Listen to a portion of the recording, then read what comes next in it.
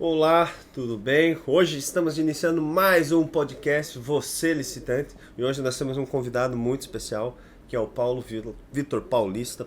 Ele é técnico em contabilidade, já está há 11 anos trabalhando direto com contabilidade, direto com empresários, com MEI, com todos os regimes de tributação. Ele tem muita coisa já vivenciada na prática, né, sobre as angústias dos empresários, sobre a angústia de quem está iniciando no mundo das licitações, tá? Ele também é especialista na área de exportação, então, né, se eventualmente vocês tiverem alguma coisa na área, né, Paulo já está super indicado, né? Então, assim, Paulo, quero te dar as boas-vindas. Agradeço ter aceitado o nosso convite, desse nosso bate-papo, que nada mais é do que isso. É uma troca de ideia, informações, para você que está nos ouvindo aí, tirar algumas conclusões, né? Um aprendizado também. Paulo, vamos começar do início. Como e por que decidiu por contabilidade? Onde você cresceu? Onde você nasceu?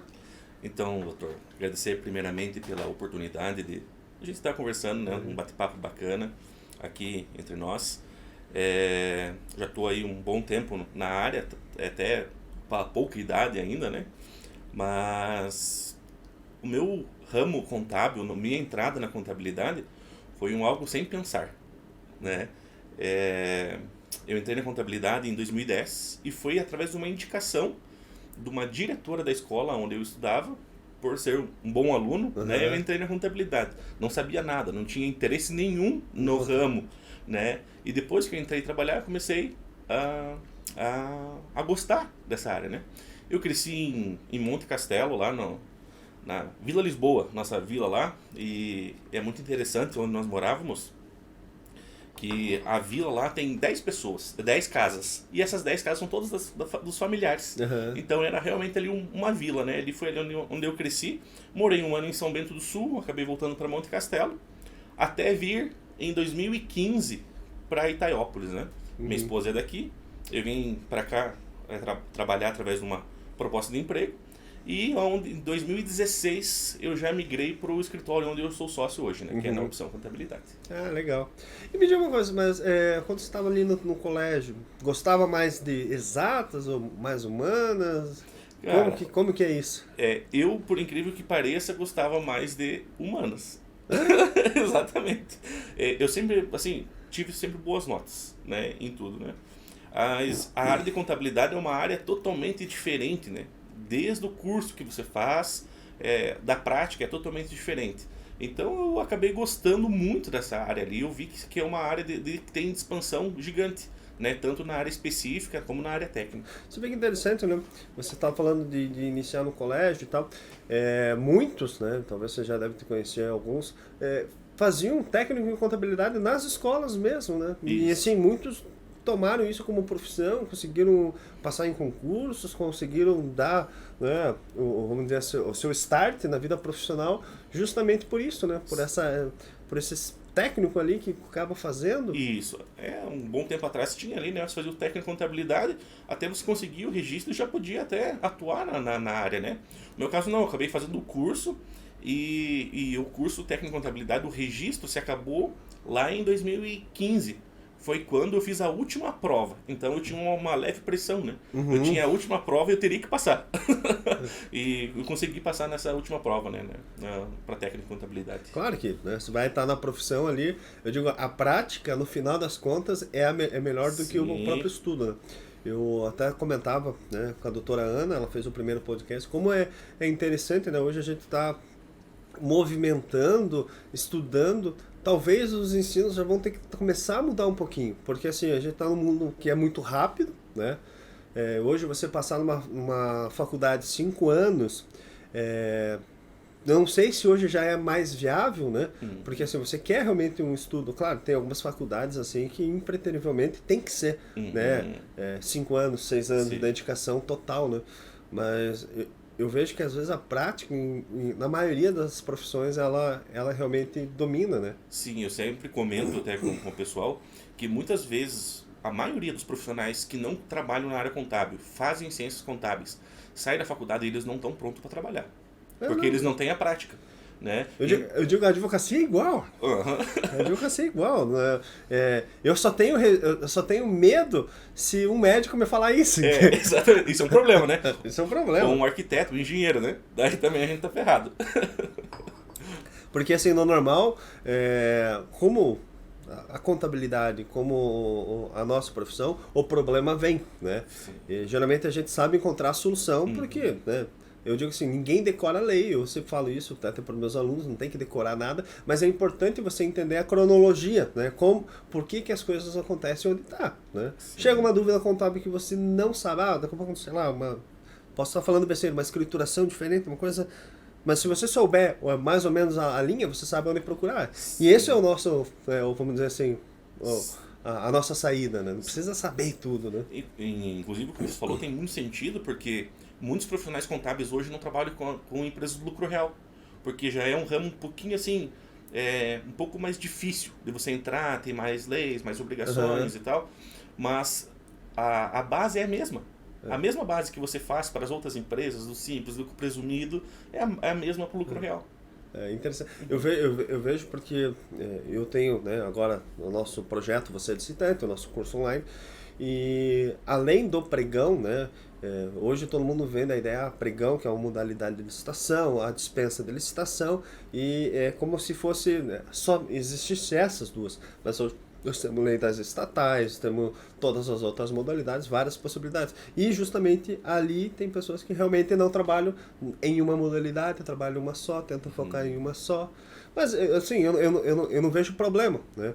Mas é interessante você saber que existem outras e isso te permite aumentar, né? Sim. A especialização hoje, como nós estávamos comentando, do prazo, é muito tempo ficar na faculdade e tal. Muitas pessoas que eu conheço, inclusive referências contábeis, eles falam, você deve se especializar numa área. Você vai, às vezes, vou ficar numa pós um tempo gigantesco, mas tem áreas específicas que você consegue trabalhar em cursos que você consegue agregar muito mais valor e muito mais rentabilidade para o seu negócio, né? Então, hoje a especialização, inclusive eu vi nos podcasts que vocês falavam aqui antes, das especializações no ramo. Isso é interessante, muito interessante, um nicho, né? Nicho de negócio. Eu vejo que, por exemplo, eu falo, né, vou falar da licitação, mas tem novas modalidades agora para tecnologia, né, que é o diálogo competitivo. Muitas pessoas acham que vão conseguir trabalhar só com esse nicho, porque ele é um pouquinho diferente, sabe? Sim. Tem gente, dispensa é uma modalidade, não é modalidade, eu digo um procedimento, né, auxiliar, ele te permite a contratação direta com o órgão, né, de forma facilitada, e tem gente que é só especialista só nisso, eu não participo de outro, eu só participo disso. E vai participando, vai fazendo. Na área da contabilidade também tem empresas contábeis que são especialistas no ramo apenas de postos de combustíveis, de farmácias, apenas com empresas de exportação. E essas empresas conseguem agregar um valor muito grande, porque como elas se especializam, ela tem realmente um diferencial. E essa é uma vantagem de se especializar num nicho. Deixa eu te perguntar, você falou de posto de combustível, farmácia, existe alguma diferenciação delas assumirem, por exemplo, uma ME, EPP, ou tem que ser ou escolher um regime certo, lucro real, lucro presumido? Isso é muito interessante, né? Porque geralmente as pessoas perguntam, vou abrir uma empresa, é melhor no Simples? É a primeira ideia que vem a empresa Simples Nacional. Não é por aí, né? Primeiro tem que ser analisado que tipo de venda que ela vai fazer, qual o produto que ela vai vender, porque aquele produto pode ter um benefício fiscal, né? E, por exemplo, o Simples Nacional já é um benefício fiscal, então às vezes ele não permite um novo benefício em cima dele, porque ele já está no Simples. Mas na questão das farmácias, a maioria das farmácias de hoje são MEs e EPPs. Né? Diferentemente dos postos de combustíveis, que já são uma empresa de grande porte, né? Que não são empresa médio e as micro e pequenas empresas, no caso. Esses dias eu estava lendo e eu não sei até que ponto isso corresponde com a verdade, talvez é muito mais técnico do que eu imagino, de que empresas do lucro real é interessante às vezes comprar do mesmo segmento, não comprar de ME, EPP. Existe isso? Existe a questão dos créditos, né? Então, por exemplo, você vai comprar numa empresa do Simples Nacional.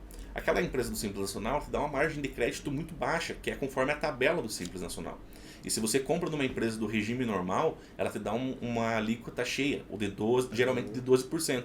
Então aí você começa a questão dos teus custos. É muito melhor você comprar numa empresa do regime normal, onde você vai ter um crédito, por exemplo, de 12%, do que comprar numa do Simples, que você vai ter um crédito de 1,36%. Você veja que interessante. Esses dias eu recebi uma pergunta, só que, claro, né, fugiu um pouquinho da minha área, né? E ele falava que participava de um segmento que era mais ou menos, não é farmacêutico, mas de linhas de hospitalar e tal, e alguns preços do concorrente dele eram muito menores. E depois o concorrente acho meio que falou, olha, a gente faz isso porque depois aproveita algum crédito, alguma coisa assim. Só que eu não sei exatamente o que é, porque era no estado do Rio de Janeiro, então você não sabe o que tem lá, né? Mas você vê que interessante como é importante, né? A empresa está alinhada com a parte contábil, está alinhada com a parte fiscal, né? E às vezes consegue participar de uma licitação, baixar o preço por uma tática, não é, eu digo assim, uma estratégia que dá resultado, né? Sim. Porque às vezes você olha assim, baixou muito o preço. Às vezes tem uma estratégia por trás que ele conseguiu depois, às vezes, um crédito, né? Claro que às vezes algumas empresas não vão ter esse âmago de esperar um pouco, né? De ter essa tática, mas é interessante, né? Sim, é muito interessante e as empresas ficam mais competitivas. É. Porque se você for ver hoje, né, na questão do Simples Nacional, a empresa paga o imposto sobre o que ela fatura. Então não é o lucro dela. Quando você vai migrando para o lucro real, aí já começa a ficar diferente. Aí começa a entrar a questão do teu lucro, da tua compra, da tua venda, crédito e débito. Então realmente às vezes vale mais a pena optar pelo lucro real. Principalmente quando as empresas têm uma margem pequena. Eu sempre uso o exemplo de postos de combustíveis e supermercados. Supermercados faturam muito, mas a margem é reduzida. Postos de combustíveis não é diferente. Então, como que você vai pagar? No lucro presumido também você paga sobre o teu faturamento. Então, como você vai pagar um imposto sobre o valor de venda final, sendo que a tua margem é muito reduzida? Às vezes você não está nem tirando o teu custo do teu produto no momento da venda. Olha que interessante. E me diga uma coisa, sou empresário hoje, o pessoal tem hoje toda a ideia de vou abrir um MEI. Vale a pena? Eu sempre falo que hoje o MEI é um início para todo mundo que quer empreender, né? E geralmente quando você quer empreender é porque você quer ganhar dinheiro de uma forma mais rápida, né? Porque senão você esperaria mais tempo, né? Mas eu sempre oriento, e eu tenho como base isso, que para uma pessoa abrir um MEI hoje, ela deveria ter primeiro uma reserva financeira. Porque muitas empresas nascem e morrem em pouco tempo. Porque aquela pessoa já começou do zero, sem nada, né? E ela vai acabar entrando em empréstimos. E às vezes ela não fez nenhuma pesquisa de mercado. Ela nem sabe se o que ela está abrindo vai ter retorno para ela, né? Então, o ideal seria fazer uma pesquisa de mercado, ter uma reservinha financeira ali e empreender. Porque o empreendedorismo hoje está crescendo muito, né? E muitas pessoas, até o CLT, que quer fazer um freelancer, por exemplo, ela abre um MEI e começa a fazer um servicinho e depois pode até migrar totalmente para esse segmento. Eu te pergunto porque tem perguntas, e até alunos perguntam, fazem às vezes o meu curso ali, você licitante, e desejo abrir um MEI, né? E a maioria quer iniciar, né, sem estoque, sem nada. E assim, eu falo, até é possível, né? Hoje você, com as dispensas, você escolhe um produto, olha, eu vou comprar e tento cotar o preço. Só que eu vejo, às vezes, justamente essa falta de pesquisa de mercado. Porque assim, hoje eu consigo saber o preço dos meus concorrentes numa licitação. Mas eu acho muito difícil quando, por exemplo, eu não tenho segmentado o meu nicho, e eu tenho que tentar descobrir na prática vendo outras licitações, sabe? E daí eu não consigo procurar fornecedores porque eu ainda não sei o que te entregar, né? Tudo bem, a gente está tentando fazer até um levantamento de melhores licitações, melhores oportunidades, melhores fornecedores, mas é muito complicado.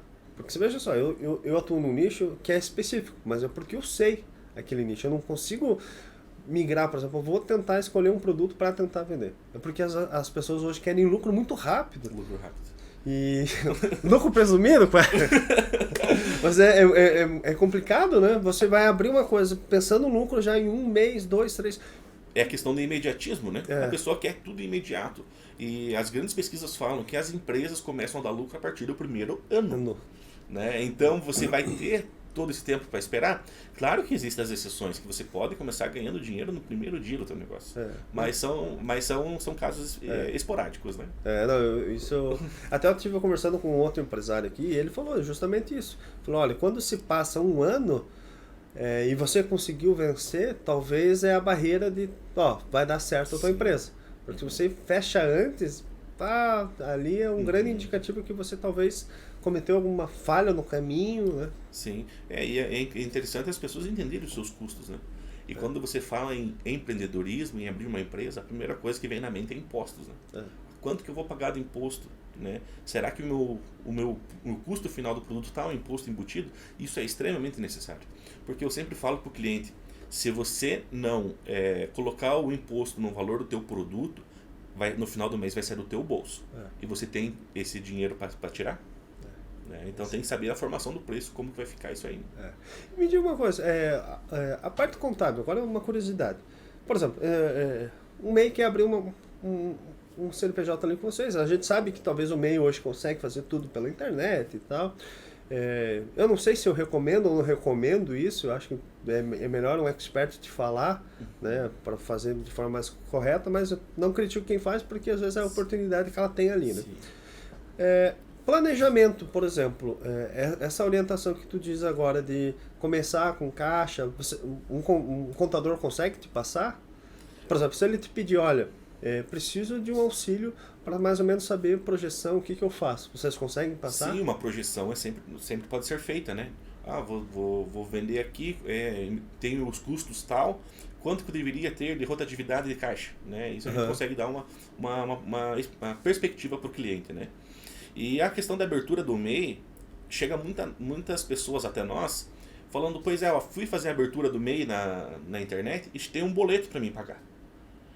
Cuidado, porque isso você acabou entrando no Google lá, abrir MEI, e muitas empresas de sites usam essa frase para pegar ali, para pescar ali. Então você tem que pagar uma taxa para eles, para depois eles abrir o MEI para você, sendo que o MEI hoje não tem custo nenhum, não tem custo algum. Nós sempre orientamos, de forma segura, procura um profissional contábil, né, que vai estar ambientado já. O site é aquele empreendedor. O gov.br/MEI. Né? É interessante você falar, porque hoje, como a gente lida com licitação, tem que fazer o cadastro do SICAF, né? Então você já deve ter também feito para vários clientes, que nada mais é um procedimento simples, na verdade, não tem nada de complicado de se fazer no SICAF. Mas eu lembro de uma história que eu fui num cliente e ele falou, não, eu já tenho o SICAF aqui, eu já fiz o cadastro, já paguei o boleto, tá tudo certo. Pô, o boleto ainda 900 pila e é de graça. Putz. E assim, eu até brinco, eu não sei como não conseguem tirar esse link do ar. Eu falei, olha, e até esse dia eu tava pensando, olha, eu vou fazer uma ação pedindo para que o Google tire, porque eles patrocinam o negócio e estão lá no ranking. Sim, e muita gente cai.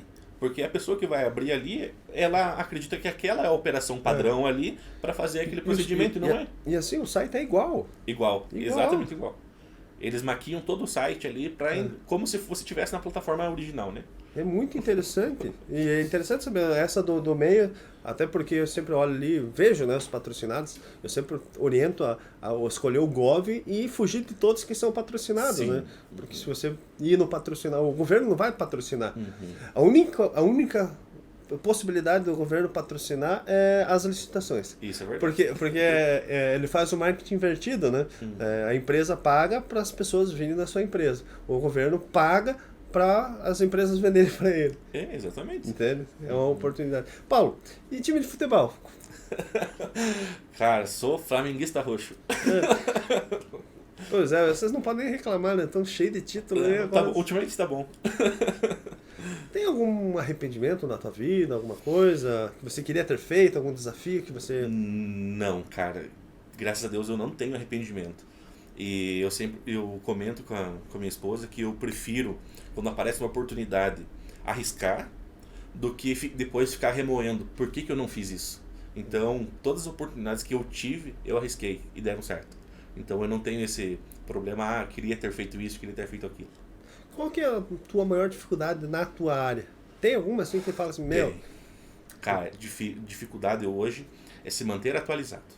As leis mudam constantemente, as regras tributárias em torno de 5 vezes ao dia. Então, para se manter atualizado, manter o teu cliente atualizado, isso demanda muito tempo de estudo, né? E sem contar que nosso problema é que a contabilidade hoje, o contador virou, digamos, um despachante do governo. Isso é um problema. De tantas obrigações que você tem que fazer. E a maioria das vezes vão informações repetidas. Você envia lá 2, 3 vezes a mesma informação. Então, seria muito interessante, né, que o governo simplificasse um pouco isso.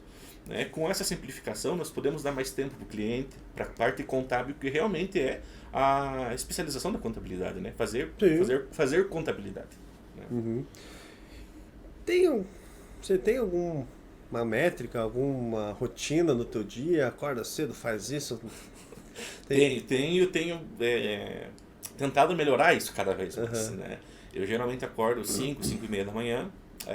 Olha aí, ó. Quando dá, vou para academia, já vou cedo, né? Vou cedo para academia, faço minha meditação, que eu tenho também. Vou ao trabalho e tal. Depois do trabalho, não tenho hora para chegar também, né? Do trabalho. E à noite vou para os cursos. Eu tenho várias plataformas que eu pago, né, de cursos, né?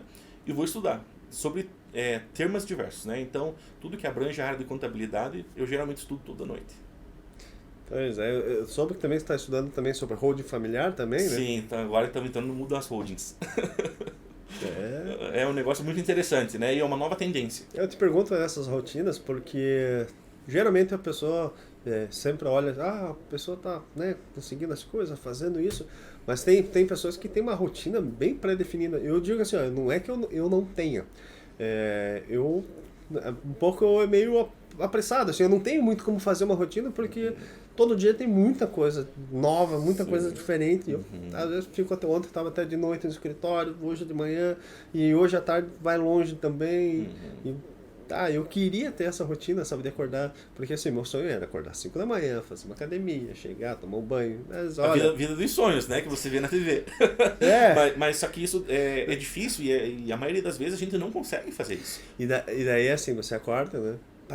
Hoje, nublado, chovendo, frio, pensa, meu Deus, foi o nosso sextou, né? Sim, exatamente, acabou. E a gente fala aqui em Santa Catarina, mas nós já estamos quase 2 meses com um tempo ruim, assim, não tenho nem o que fazer, né? Sim, tempo bem ultimamente. O que hoje eu preciso para abrir uma empresa, por exemplo? Não tenho nada, o que eu tenho que fazer? Né? Tem algum passo a passo, alguma dica? Faz isso, faz aquilo? Primeiro de tudo, vontade, né? Vontade de abrir uma empresa hoje já é necessário, né? E hoje os documentos, as aberturas da empresa facilitaram muito, né? Inclusive depois da lei da liberdade econômica, né? O próprio MEI existe alguma até dispensas ali de alvarás, né? Para os MEIs. Mas documentos básicos como CNH, RG, certidão de casamento, comprovante de endereço e definir as tuas atividades, né? Os teus quinais. Quais quinais, quais atividades eu vou ter nesse ramo. Com isso, a abertura está em 95%. O que seria hoje, né? Eu já sei, você já sabe. O que seria um KINAI, né? Para quem está ouvindo aí. Porque, se você pegar lá, colocar lá no teu CNPJ, né? Digita lá na Receita, ele vai aparecer. Né? Código de atividade. É isso, um código de atividade? O KINAI representa isso? Exatamente, Código Nacional de Atividades Econômicas, né? No teu CNPJ vão todas as atividades que você desenvolve. Tanto o KINAI principal, que é a tua atividade com maior com teu maior faturamento, no caso, ou teu ramo específico, e como as secundárias, né? Por exemplo, tem empresas, vamos usar um posto de combustível. Atividade principal, comércio de combustíveis. As secundárias, comércio de bebidas. Geralmente o pessoal tem as lojas de conveniências, né? Comércio de alimentos, enfim, ali vai todas as atividades que a empresa tem. Deixa eu te perguntar, eu já, nessas idas e vindas, eu já vi muitas empresas, às vezes, que até com 100 quinais. Isso é ruim contabilmente ou para a empresa? Tem alguma coisa que proíba, que não seja recomendado? Porque assim, eu te falo isso nas licitações porque a galera quer participar de tudo. Né? Não sei. Não há problema nisso, né? Porque ou a empresa colocou o KNAI ou porque ela faz isso, ou porque ela pretende fazer. Ela não quer gastar futuramente com uma alteração contratual, por exemplo. Mas em empresas grandes, por exemplo, importadoras. As grandes importadoras têm muitas atividades, porque elas importam vários produtos. Então, ela é contratada para importar pneu, ela é contratada para importar papel, né? Então, ela vai para cada produto, ela vai estar um KNAI específico ali.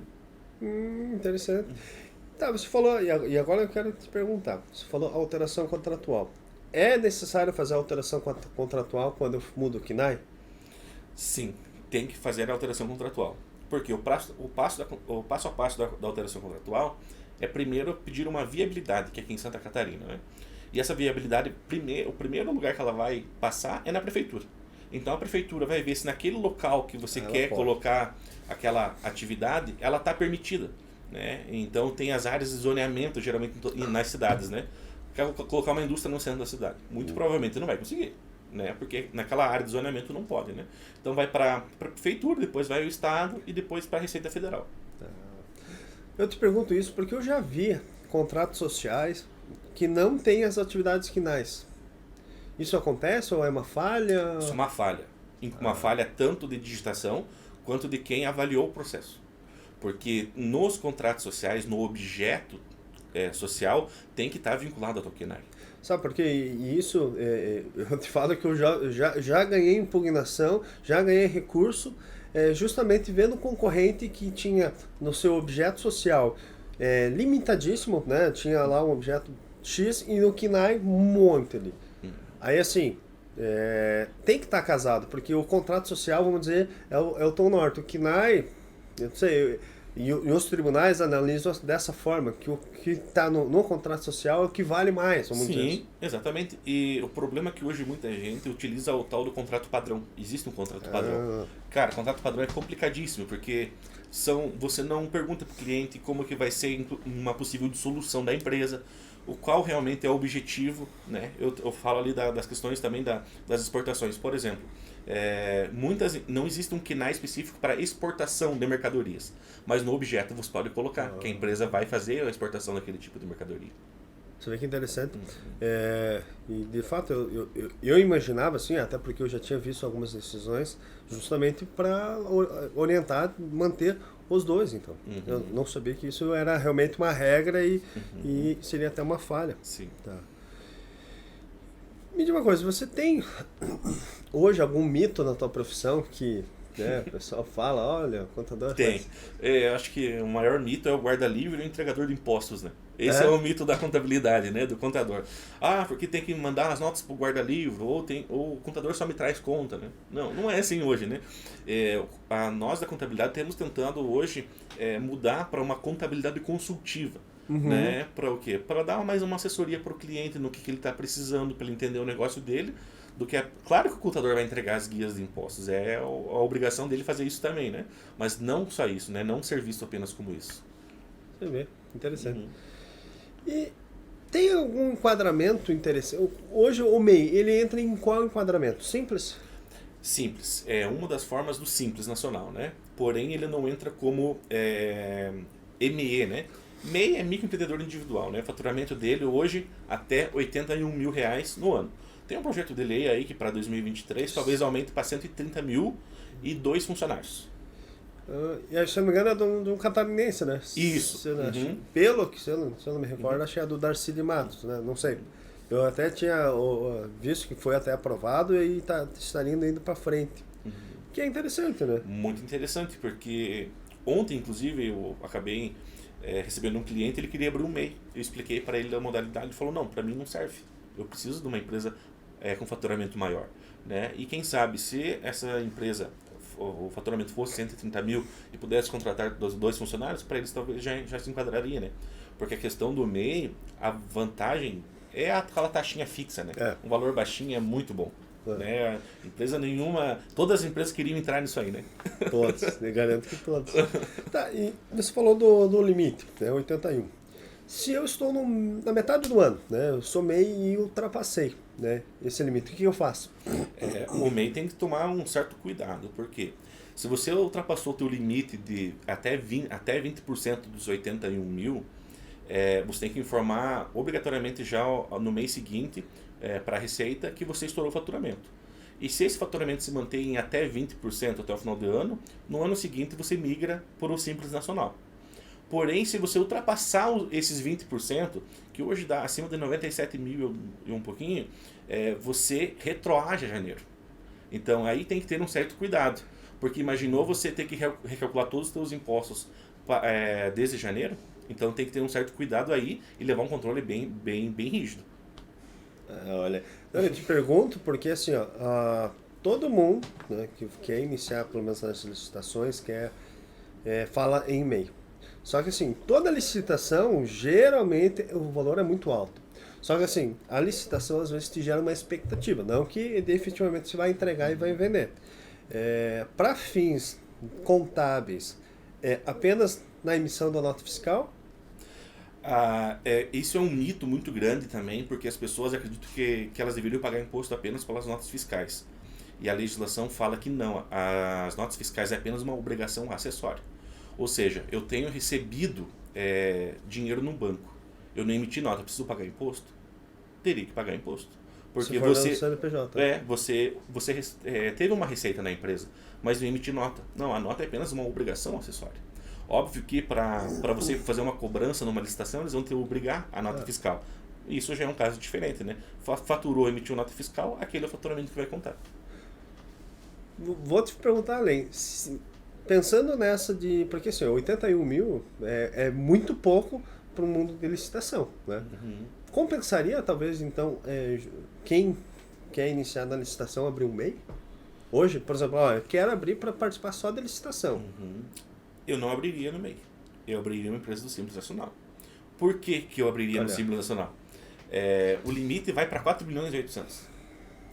E os teus custos, se você não está faturando, você vai ter apenas provavelmente uma manutenção mensal da contabilidade. Né? Então, os custos ficam ainda assim baixos, sendo que você pode expandir os negócios muito além do que o MEI é limitado. Né? Olha, isso é interessante porque, de fato, a gente presta assessoria, a maioria, todos começam com o MEI, só que, de fato, você vai pegar uma licitação, 100, 200 mil, você ganha, e a tendência é ele sair do MEI já naquele ano. Sim. Uhum. Eu até brinco, que bom que você vai sair, mas se daqui a um pouco te gera uma confusão, vamos dizer, recalcular tudo naquele ano... Acabou o lucro. Acabou o lucro. Você pode também... porque assim, os regimes tributários são definidos a partir sempre do ano seguinte, né? Então, mas tem empresas que utilizam a seguinte forma: estou no MEI, vou estourar o faturamento, vou fazer meu desenquadramento no MEI, vou contratar mais um funcionário. Se você contratar mais um funcionário, 2, você já não pode ser MEI, então você migra do Simples automático a partir do mês seguinte. Então aí tem uma saída para as empresas que talvez vão ver que vão estourar o faturamento. Claro que tem que ter um dos motivos elencados na opção para a exclusão do MEI, né? Mas ela pode entrar nessa brechinha que tem aí. Vamos pensar o seguinte: se eu quero abrir um MEI, pensando já em licitação, estou no começo do ano, talvez a recomendação então já ir, né, abrir uma empresa normal. Uhum. Se eu estou quase no final de ano, talvez o MEI compensa? Talvez o MEI compense. Tá. Porque você vai abrir ali, até correr a licitação, até começar a faturar, geralmente vale a pena. Então, na verdade, é só para realmente você dar uma estudada um pouquinho mais a fundo e ver se realmente você vai conseguir atingir. Sim. É interessante isso, porque de fato eu não sabia que retornava para trás. Uhum. E olha, a maioria das empresas que querem iniciar, porque elas querem algo imediato, vão para o MEI. Uhum. Isso inclusive é uma pergunta que está lá no manual do MEI, né? O PGDAS, do manual do MEI, está lá essa informação aí, que a empresa vai retroagir. Olha só. MEI tem limite de KNAI? Não. Também você pode colocar vários KNAIs. O que pode acontecer é que tem KNAIs que você não pode ser MEI. E está cada vez mais enxugando essas atividades. Por exemplo, antes personal trainer poderia ser MEI, hoje não pode mais. Então eles estão reduzindo as atividades que podem ser MEI, né? Você vê que interessante. E, Porque nós, advogados, não podemos ser. Não. Né? Tem todo um regulamento específico. Acho que o contador também não precisa, não pode. Podia e agora não pode mais. E eu entendo, para mim, o MEI era uma boa oportunidade para aquele que está na informalidade. Né? Para um pintor, para um pedreiro, né? Para uma lojinha que está começando agora. E para um personal trainer também, né? Que está começando. Porém, acaba ficando até mais caro para ele quando ele vai para o simples, né? E era uma vantagem quando eles estavam no meio. KNAI fiscal, KNAI domiciliar, o que muda isso? Geralmente o KNAI fiscal para a empresa, a PJ, né? E o KNAI domiciliar é utilizado para fazer pesquisas, né? IBGE utiliza os KNAIs domiciliares, geralmente. Sendo MEI, eu consigo fazer esse cadastro e alteração tudo no site? Sozinho? Consegue. Sozinho consegue também, se você entender, mas a orientação é que procura um profissional, né? Sim. Mas você consegue fazer a alteração. Comecei com uma atividade, vou começar com uma nova, depois de 2 meses, 3 meses. Pode fazer uma alteração normal, essa alteração também não tem custos, você entra e altera, sai na hora, é bem facilitador. Se eu não tenho contabilidade, sou MEI, estou fazendo lá e ultrapassei meu faturamento, o que eu faço lá?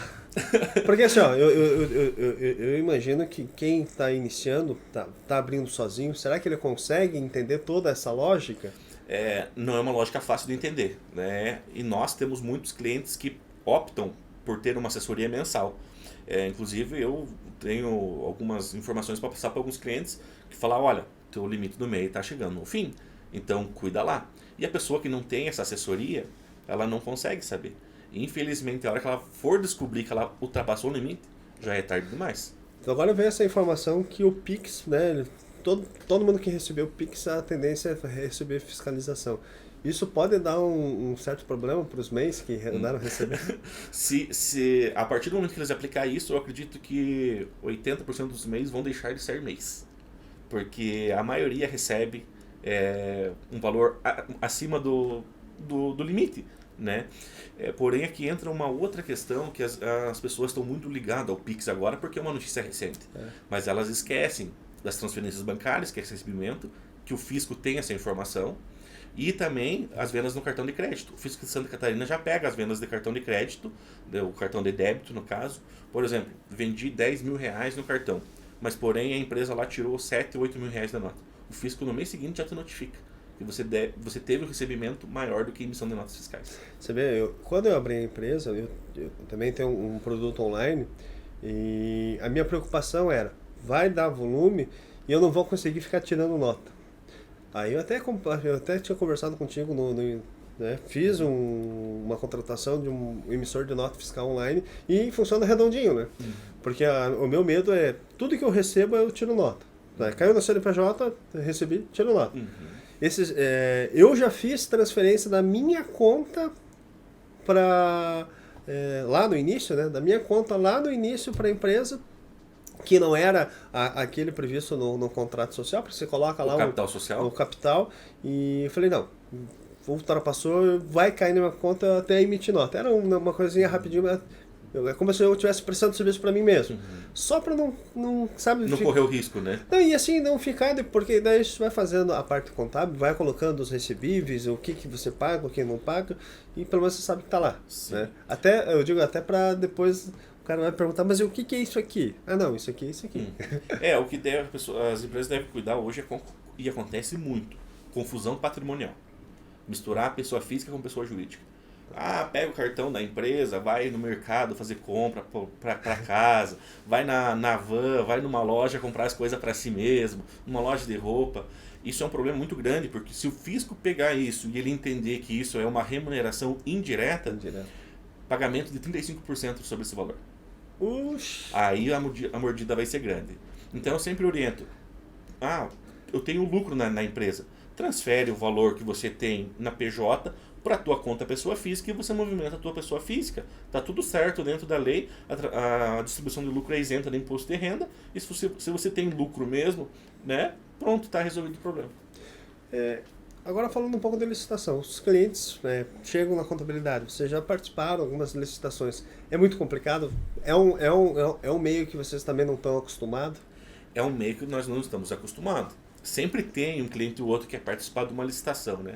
E o maior receio deles é, será que eu tenho todos os documentos? E a questão dos documentos do MEI, do MEI não, das empresas para licitação, são detalhes para você ser desqualificado. Eu escutava aqui o podcast de vocês falando sobre um envelope não lacrado. Essa do envelope não lacrado e foi, né, uma licitação nossa que ia participar, só que, né, eu falei, como que eu vou lá até a Goiânia, né, Não, sim, exatamente, são detalhes que... E eu ainda contratei um profissional que é da minha área, né, eu falei, olha, mandamos um e-mail, eu falei, lacrado, e parece besteira, vai participar de uma licitação presencial, é lacrado, é colado, e assim, mas como é que é lacrado? Não, é colado, só. Sim. E o que acontece também é que as pessoas às vezes vêm no dia para noite, tem uma licitação para participar. Falei, calma, já chegou para mim um cliente às 8 horas da manhã falando que tinha uma licitação às 9. Ele queria a documentação. Falei, cara, impossível. Sem chance. Demanda tempo, você arrumar a documentação, preencher os formulários, ver se você tem todas as certidões negativas válidas, né? São uma série de detalhes que englobam uma licitação. E assim, a tarefa de você ler o edital, ver tudo que precisa. Claro, aqui a gente tem uma lógica de ordem, mas assim, tem várias situações em que a gente tem que já impugnar. Né? E se você não impugna e lê no dia e vê que tem alguma coisa, você espera o prazo, chegando 2 dias antes, um dia não, já foi também. Né? E elas vão ser muito rápidas, as dispensas são rápidas. Sim. Né? Mas eu imagino porque vai participar da licitação ou qualquer coisa, né? Contabilidade. Vocês acabam sendo a mãe de todo mundo, né? E entra muitos processos dentro do escritório, né? A licitação, o cliente abriu uma empresa que é um software de nota, nós temos que ter um software de nota para vender ou para indicar para o cliente. Vou fazer tal operação, você consegue me ajudar nisso? Preciso preencher um documento, consegue me ajudar nisso? Então, trabalhos que fogem realmente da contabilidade. Sempre fazemos para o quê? Para auxiliar o cliente, né? Acha que vale a pena as empresas participarem da licitação? Com certeza, licitação é um negócio que vale muito a pena. Primeiro pela segurança que tem. As pessoas às vezes têm dúvida de recebimento. Não, né? Vai vender para... Eu nunca vi um órgão público deixar de pagar uma conta ali, né? Para uma empresa que ganhou, né? Empresa privada para empresa privada ou uma pessoa física para empresa, você já viu, né? Isso é normal, ocorre todos os dias, né? Eu digo assim, no universo, olha, se acontecer de não pagar, tem que analisar o caso, até para você entender o porquê que não houve o pagamento, né? Porque eu também desconheço, assim, só se for um erro muito grotesco, alguma coisa muito séria que o órgão público decidiu não te pagar, né? Você entregou algo errado, você fez alguma coisa estranha, né? Claro, eu não sei a realidade de todos os municípios, de todos os estados do Brasil, né? A gente tem pelo menos aqui na parte sudeste, sul, eu pelo menos desconheço, né? A princípio está todo mundo bem das pernas. E a maioria grandes empresas, né, se fizeram também vendendo para o setor público, né?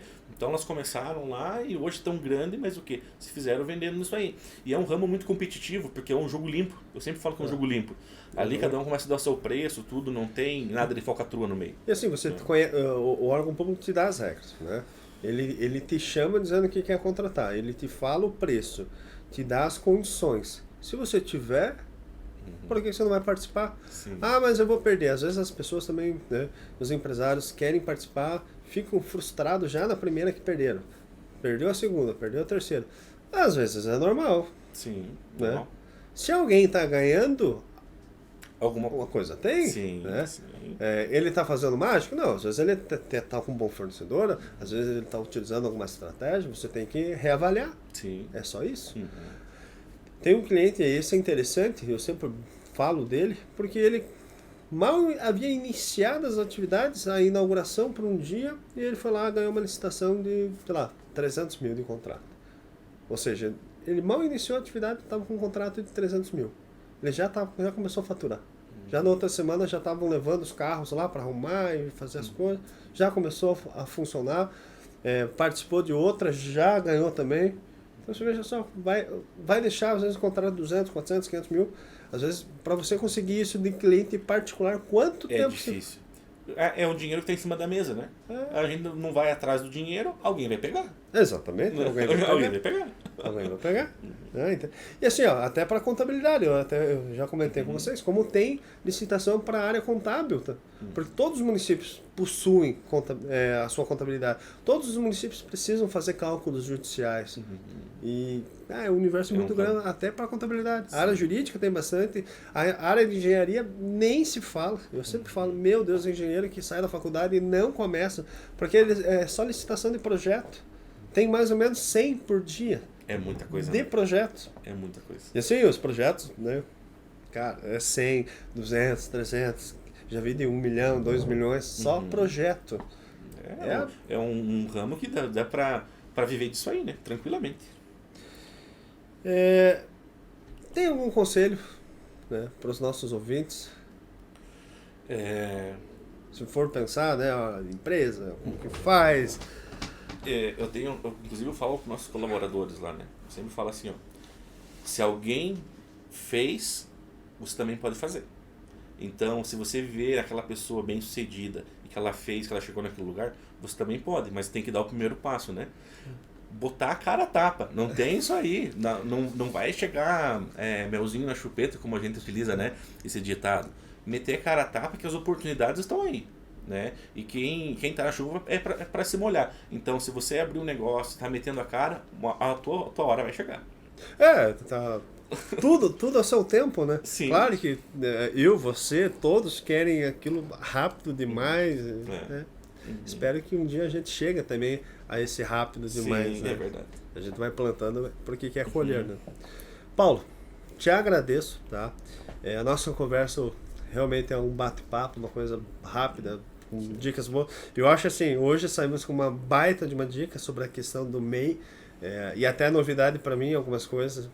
Vou começar a repensar essa indicação de abra MEI, se dependendo o mês em que ele estiver no início, olha, quer participar da licitação, meu amigo, parta, conversa com um contador de confiança, que você acredite. Sim. E para realmente não dar mais trabalho e daqui a pouco ele se frustrar, não só com a licitação, mas depois tem que tirar dinheiro do bolso e pagar bastante. Sim, exatamente. Agradeço, Paulo, novamente ao convite, tá? Essa experiência contábil, essa experiência de mais de 11 anos na área, cara, pode ter certeza que quem está nos ouvindo aí vai tirar muita coisa boa. Eu que te agradeço, Kleber, pela oportunidade de nós estarmos falando, né? Tão bom você conversar e tentar ajudar as outras pessoas. Né? A gente está aberto sempre que você precisar aí. O universo contábil tem muitos assuntos que dá para nós entrar na área, né? Então, precisando, nós estamos às ordens. Garanto que vai ter muita conversa aí para frente, porque como você falou, as coisas mudam todo dia. Sim. Nós vamos ter agora experiência talvez novas ano que vem, com a nova lei de licitação. Pode ter certeza que a parte contábil às vezes vai mudar alguma coisinha também. E agradeço mais uma vez. E encerramos nosso podcast hoje com o nosso grande Vitor, especialista aí na área contábil. Até a próxima, pessoal.